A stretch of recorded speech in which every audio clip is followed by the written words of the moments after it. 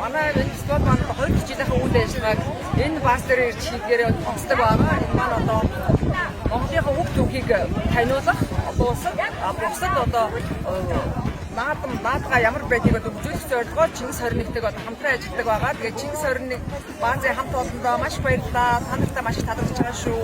Бидний дэмжин ажилладаг та нартай маш баярлж байна. Олон үйл ажиллагаанд хамтарч ажиллах гэж байна. Бидний ураа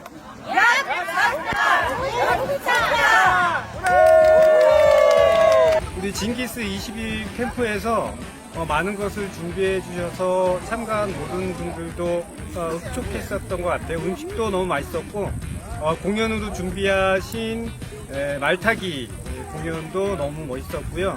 아주 인상 깊은 공연이었고 다음에 또다시 몽골올레를 걷고 싶은 그런 마음이었습니다. 우리 칭기스 21 관계자 여러분께 감사드리고 몽골올레 관계자분들께도 감사의 말씀을 드립니다. I love this resort and the festival. We're having a really great time, and they had a really excellent horse archery performance. The performances were magical, and it's so nice to be out in the nature, having a great walk, and met so many friendly people.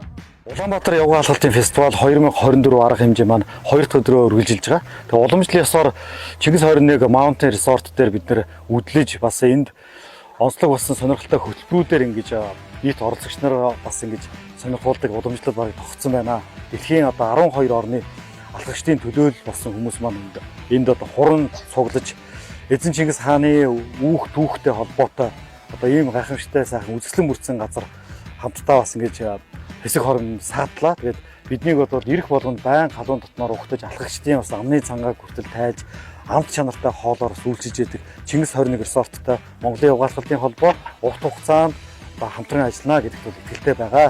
Чингис 21 Mountain Resort-ийн хамт олон та бүхэндээ чин сэтгэлийн талархал илэрхийлье.